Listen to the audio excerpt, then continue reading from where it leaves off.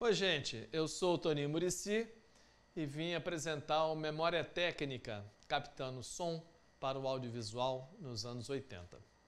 Eu sou um técnico de som do Rio de Janeiro, trabalho com cinema desde 1984, virando para 85.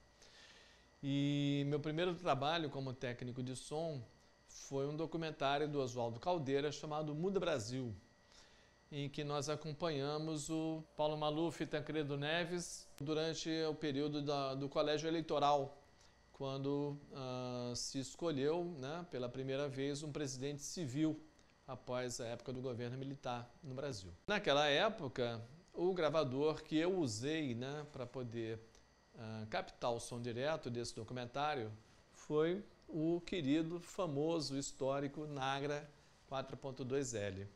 O Nagra é fabricado na Suíça por uma firma chamada Kudelski, O seu criador era o Stefan Kudelski. E esse aparelho revolucionou a captação de som para o cinema, Ele permitiu que a gente captasse som com o gravador a tiracolo. E, apesar de estar a tiracolo, era um gravador que tinha a fidelidade, qualidade de áudio suficiente, para a gente poder captar um bom som direto. E era um equipamento que aguentava, Aguentava trabalhar em pé, aguentava trabalhar balançando com a gente andando, E sobre as situações mais complexas de tempo. Então, foi um gravador que nos permitiu ter liberdade de movimento. Você podia pôr o gravador a tiracolo e ir para a rua gravar, e fazer documentários, e fazer longas, e podia ter uma mobilidade que até então era impensável. Então, nos anos 60, o Nagra 3, depois esse gravador foi introduzido em 1972, o Nagra 4. E foi esse o equipamento que eu usei pela primeira vez quando eu fui gravar esse som direto. Aqui no painel frontal nós temos o plug, para se colocar o headphone, e aqui era o controle de volume do headphone. Aqui um controle de volume dos microfones, então eu posso ter um controle manual, que é o preferido, ou podia ter um controle automático de ganho, se eu quisesse deixar ele gravando sozinho. Esse era o VU, na verdade eles chamam de modulômetro, Aqui, ó, modulômetro, porque ele media várias funções do gravador. Esse círculo, esse semicírculo mais alto, mais externo, era o volume de gravação, a referência de 0 dB como ponto ideal de gravação.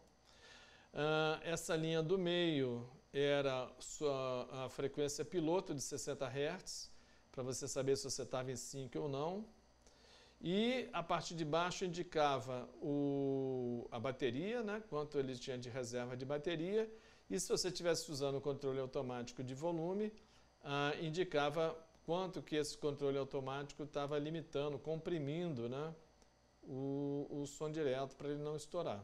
Ele tinha também um seletor, onde você tinha várias funções para poder checar, Então, nesse seletor, você mudava as funções de leitura aqui. Esse seletor, eu podia fazer com que eu meça. Primeiro, no level, eu meço o nível de gravação. No battery reserve, eu meço quanto eu tenho de bateria.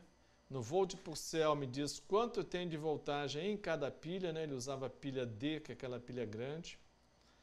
E aqui também indicava a compressão que eu estava recebendo. Para o outro lado, tinha a frequência do sinal piloto, se estava ok. Tinha o playback do sinal piloto, também para você ver se o sinal piloto estava respondendo corretamente. E tinha o sync, para você saber se estava em sync ou não o seu sinal, a sua gravação. O controle de baixo era um filtro de baixa frequência, que você podia usar ou o Low Frequency Attenuator, ou LFA, que ele tinha uma atenuação, um corte de grave mais suave, ou o High Pass Filter, que já era um corte mais severo nos graves. E conforme você tinha o LFA1, A2, o HP1 mais LFA1, você podia regular o nível de corte de baixo que você tinha. Aqui você tem os potes, que é onde você regula o nível de gravação. E você podia regular o mic 1 e o mic 2, são os dois microfones. E se você tem nesse botão do meio, você pode regular o playback, então o sinal de saída do gravador. E se você tivesse um acessório, né, o CAT15, você podia ter aqui um terceiro microfone nessa entrada de linha. Aqui nesse botão Tape Direct, selecionava a monitoração da fita.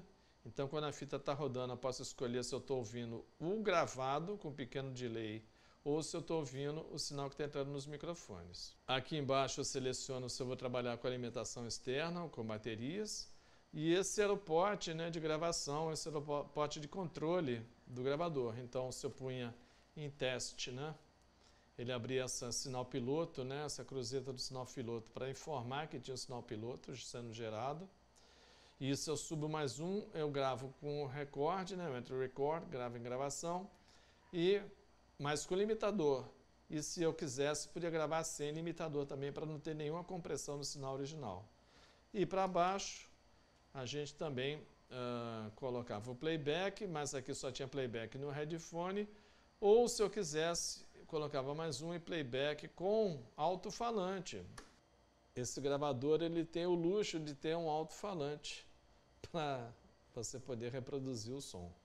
Pra gente, esse era um gravador que era muito simples de operar, mas tinha gente que se enrolava ainda assim. Então era o seguinte, aqui a gente abre a tampa, né? E esse é um gravador que funciona com fita de rolo, tá? E a gente fazia assim, a gente colocava aqui, olha, a gente desenroscava essa peça, encaixava o rolo e a gente prendia ela aqui. Para a gente passar a fita, então, tinha que passar a fita e vir para o outro carretel, né? Esse manda a fita e o outro carretel recebe a fita para enrolar. Eu puxo aqui esse botão, né? Essa alavanca, e aí quando essa alavanca abre, ela abre o caminho livre para a fita passar aqui. Então ela vem por esse rolo, que é um rolo para manter a tensão dela esticada, passa pelos cabeçotes, vem para o outro rolo, e aí a gente encaixa ela. Aqui nesse carretel tem uma pequena ranhura, tá? E aí a gente entra com a fita aqui e prende ela, e aí dá uma volta. E aí quando ela dá uma volta completa, ela própria se prende, tá vendo? E agora você tem essa parte vermelha, ainda não é fita, é só uma base de celuloide, né? De poliéster, né? Para poder você ter uma parte que você enrole com firmeza a fita, mas logo em seguida está a parte magnética com a parte que realmente grava, né? E aí você fechava aqui. Como é que a gente fazia? A gente colocava a fita na posição e eu ligo o teste. Quando eu ligo o teste, a primeira coisa é que abria essa cruzeta informando que tinha o piloto. O que era o piloto? O piloto era gravado nesse cabeçote aqui central, tá? E era um sinal de 60 Hz. Ele tem aqui dentro um gerador de quartzo que gera esse sinal cravado em 60 Hz. E, portanto, quando eu gravava, ele sabia que estava gravando 60 Hz, e quando eu reproduzo, ele tem que estar a 60 Hz também. Então, se a fita houvesse alguma variação, ele lendo 60 Hz e caísse para 59 Hz, ele podia acelerar ou atrasar, né, a velocidade da fita para que sempre tivesse cravado na velocidade que ela tinha que ter. Esse era o sinal piloto. Aqui esse ponteiro, né? Esse ponteiro do modulômetro, no caso, está medindo para mim o volume, né, o nível de gravação. Então ele mede nessa escala mais externa aqui. E o ideal é que chegue o pico aqui no zero, né? Esse é o nível de gravação ideal para a gente poder ter o máximo de qualidade e o mínimo de ruído, né? Gravando com o pico chegando ali perto do zero e eventualmente pode passar um pouquinho, mas nunca passar muito, porque aí você começa a distorcer, né? Então, uma vez que eu estava satisfeito com o nível de gravação, eu podia entrar em gravação. E aí, aqui já temos a fita magnética, e aqui a gente já está gravando a minha voz, na medida que eu estou falando no microfone. Então, como é que é o sistema aqui? A fita está saindo desse primeiro rolo, onde ela está armazenada, virgem. Ela passa por esse rolete, que é um rolete flutuante, né, que ajuda a manter uma tensão, né, constante dessa fita nos cabeçotes de leitura e gravação. Esse primeiro cabeçote é onde a gente tem a cabeça que apaga a fita. Então, qualquer coisa que tenha gravado, quando vem aqui, ela apaga, tá? Nesse pinch roller aqui, olha a manha do fabricante. Ele tem um pequeno estroboscópio aqui em cima, que se você tiver com a luz a 50 ou 60 Hz, ele mostra para você se a velocidade está cravada, se está correta. É muito inteligente isso. Se você fica na dúvida, você podia conferir com a luz artificial se a velocidade estava correta. Essa cabeçote aqui é o cabeçote que grava, né, o áudio. Esse é o cabeçote que grava e lê o sinal piloto de 60 Hz. E esse é o cabeçote que reproduz o sinal gravado de áudio no primeiro cabeçote. Claro que como tem um tempo da fita sair daqui e chegar aqui, se você for monitorar a gravação nesse cabeçote, você tem um pequeno delay, mas nada que atrapalhe muito e você tem a certeza do que você está gravando porque você está ouvindo o gravado, né? Aqui você tem o motor e essa peça comprime a fita contra o motor, o eixo do motor, para você poder puxar, né, a fita na velocidade correta. Daqui ela vai para esse outro rolete que dá o equilíbrio da tensão e aí ela é enrolada nesse carretel onde fica o gravado. Quando esse carretel grava inteiro, a gente vai ter esse carretel cheio, tira ele, guarda e coloca outra fita virgem aqui. Passa o vazio para cá e coloca a fita virgem aqui. Esse carretel a gente gravava 15 minutos em 7,5 de velocidade, 7,5 polegadas por segundo. E se tivesse um carretel maior, que era o de 1.200 pés, a gente podia gravar meia hora. Imagina, meia hora de gravação, tinha que parar, desligar e trocar, né, a fita. Se eu quiser também, por outro lado, na hora de reproduzir, né, e aí eu ponho para baixo aqui o ponteiro, eu posso, para rebobinar a fita, eu abro aqui esse carretel, e aí eu já estou rebobinando aqui. Aqui eu coloco para frente, tá? Então, se eu quiser, eu posso também rebobinar rápido. Eu abro completamente aqui e com esse botão ele rebobina rápido, estão vendo? Claro que eu não quero que ele seja totalmente, que ele saia totalmente, então eu vou rebobinar um pouco.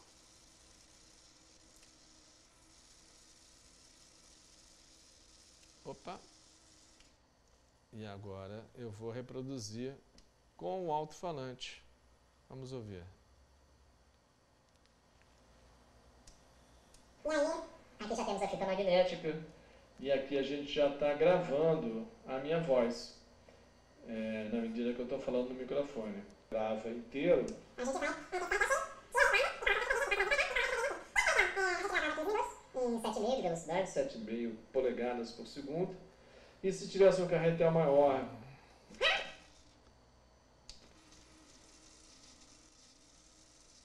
esse gravador ele era muito confiável, né?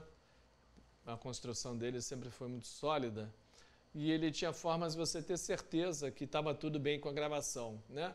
A primeira coisa que você tinha que observar quando você ligava é que essa cruz do sinal piloto abrisse, porque esse sinal piloto de 60 Hz é a referência para você garantir o sync dele, né? A estabilidade correta, a reprodução correta do que foi gravado. Mas quando você dava, né, era pedido som e você ia para record, né, e dava o som rodando, abria essa segunda cruzeta aqui, que indicava que a velocidade tinha estabilizado na velocidade correta, né? Então sempre tinha um instante entre o pessoal pedir o som e você dá o som rodando, que era o tempo de você esperar abrir essa cruzeta e ter certeza que o gravador estava na velocidade correta de gravação e estava tudo certo, né? Depois, quando você dava o stop, as duas desligam, né? E aí, eu dou um pequeno rebobinar aqui. Quando eu dou o play de novo, né? essas duas cruzetas têm que estar aparentes de novo. A cruz do piloto, falando que tem os 60 Hz, e a cruz que indica que a velocidade agora de reprodução está correta. Nagra quer dizer eu gravo, né? Vocês veem a confiança e a certeza que o Kudelski tinha do equipamento que ele fabricou, né? Que ele projetou e fabricou. Eu gravo. Eu vou chegar onde você estiver e vou gravar o que você precisar. E de fato isso acontecia, né? E esse é um gravador que foi lançado em 1972. Eu comecei a trabalhar com ele em 1984. E fui vender o meu Nagra e trocar o meu gravador em 1994, 10 anos depois. Eu e outros colegas fomos fazer o documentário do Murilo Salles chamado Todos os Corações do Mundo, sobre a Copa do Mundo de 94, onde o Brasil foi campeão, né? Voltou a ganhar uma Copa do Mundo depois de muitos anos. E quando a gente foi chamado para fazer a Copa, estavam sendo lançados os primeiros gravadores em fita DAT, uma fita digital, e que já era uma revolução tecnológica, porque o Nagra é um gravador que grava mono e grava uma fita de 15 minutos, meia hora no máximo. O DAT já era um gravador que gravava 2 canais digitais e gravava 45 minutos na fita. Então abria outras perspectivas. E aí, eu e outros colegas vendemos os Nagras que a gente tinha antes de viajar para os Estados Unidos. E nos Estados Unidos a gente comprou os primeiros DATs, né? E aí a gente voltou dos Estados Unidos com essa nova tecnologia. Mas para você ver o que é uma máquina confiável, né? Nenhum DAT daquela época funciona mais. Não tem, ou a fita já estragou, ou o gravador já estragou. E o Nagra, no entanto, continua funcionando. Quantos anos? 35 anos depois, ele continua funcionando. Esse aparelho é o aparelho do Zé Lozeiro, meu colega de técnico de som, que tinha um guardado até hoje e me emprestou dele para poder fazer essa demonstração, gravar esse vídeo. Agradeço, Lozeiro, obrigado aí pela força, pela possibilidade da gente poder registrar a memória de um aparelho tão importante e tão marcante na nossa vida de profissional de som direto. Obrigado, gente.